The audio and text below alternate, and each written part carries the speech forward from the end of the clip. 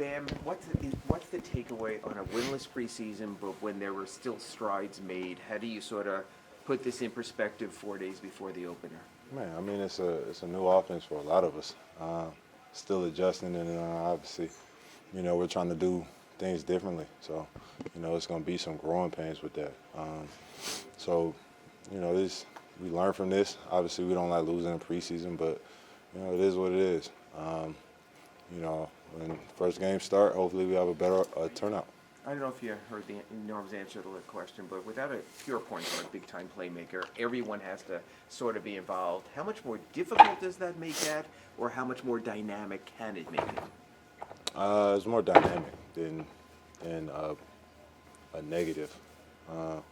When you go into situations where everybody feels involved, everybody know they're going to touch the ball on just random plays where they can there's no set play. So everybody's live. Mm-hmm. If we swing it, he can drive or shoot it, and then we move from there. But, I feel like it's more of a positive than a negative. Obviously, pace has been an emphasis for the team throughout the preseason. Was that a positive for you tonight, and is there still some aspects of that could still be a little tightened up? Yeah. I mean, with pace comes responsibility at the end of the day. We got to have better IQ. Ooh, what type of movie is that? Oh, nah, I'm cool. My bad. But, it comes with a lot of responsibility at the end of the day. We all got to be high IQ on the court. We got to be able to think while we're pushing the pace, thinking while we're tired. And preseason has helped us that. Just getting our pace, getting up and run, getting our lungs right for the regular season. Cool, appreciate it. Honestly, I just look at how we're progressing as a team individually. Obviously we want to win. I don't like losing. Preseason, regular season, pickup games.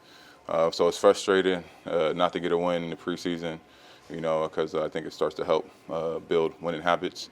But there's a lot of lessons in losing and figuring out how we can get better. But just looking at how we're developing, offensively, defensively, coming together as a unit, holding each other accountable. I thought we took some good strides in this last preseason game.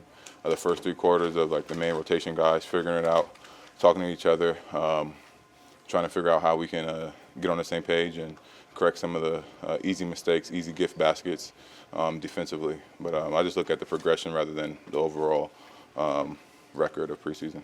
Offensively, where do you think you guys are just with the way you guys want to play and what you're emphasizing?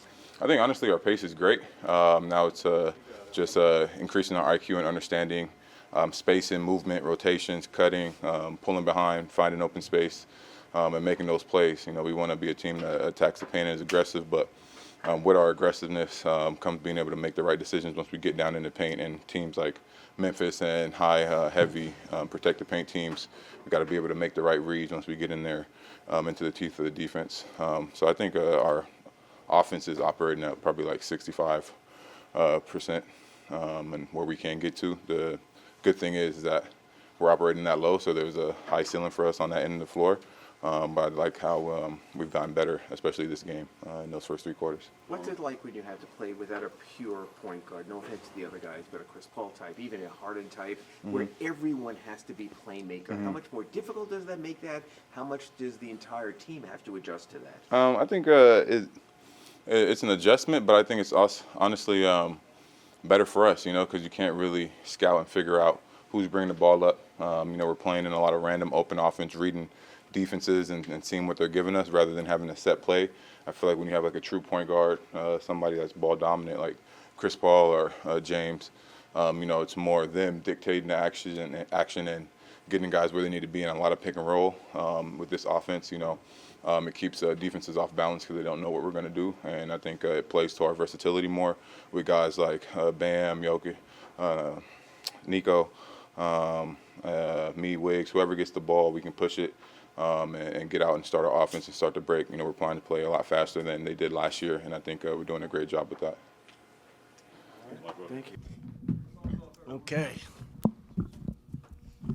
Coach, obviously not the result that you wanted, but can you just kind of talk about what you saw maybe from the starters? Obviously Norm, but it seems like everybody did a little bit of everything.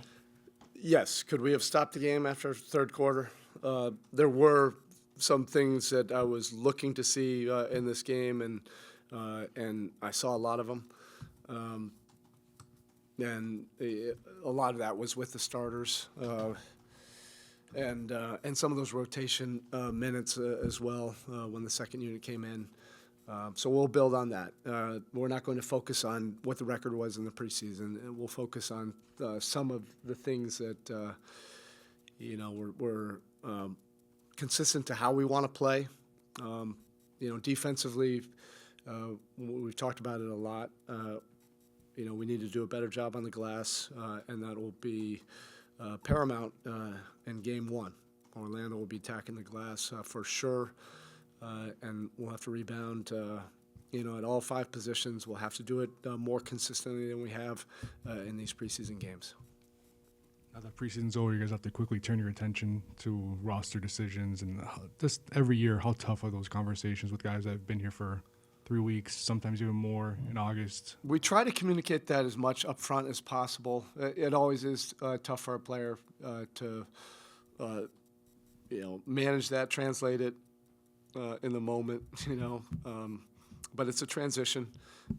And I think guys now, when they come to us, they understand what our player development program is. And when you go to Sioux Falls, it literally is an extension of what we do here. It's the lifeblood of our player development. So I think that's been communicated better. But it's always tough, when you have to have those conversations.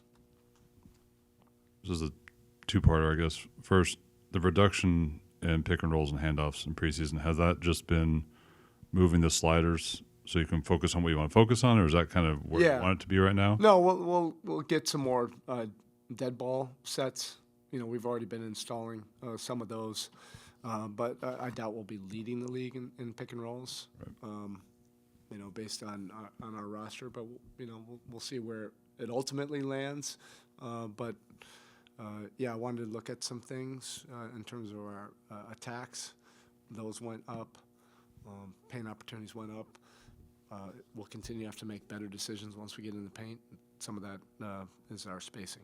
Well, that's the other thing is, how have the guys responded to, in some ways, taking away what are just kind of regular bread and butter items on their menu? Yeah, it depends on who you're asking on that. What I ultimately want will be high efficiency plays, for our team. And then when you start to dial into individual guys, what makes the most sense that'll bring the most efficiency out of a player. But overall, just in terms of our pace and the attacks, that has been an improvement. All right, thank you.